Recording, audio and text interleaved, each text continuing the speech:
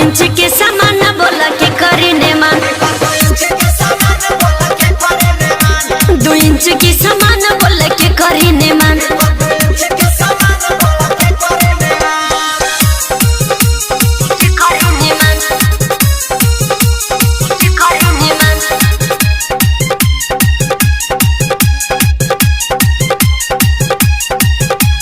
लइका के भीड़ बाटे हमरा आगे पीछे, सबके ध्यान बाटे ढोरी के नीचे बुझाइल।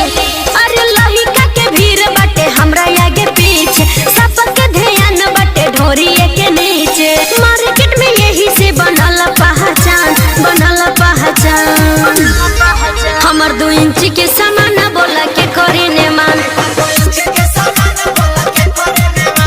2 इंच के सामान बोला के करी ने मान।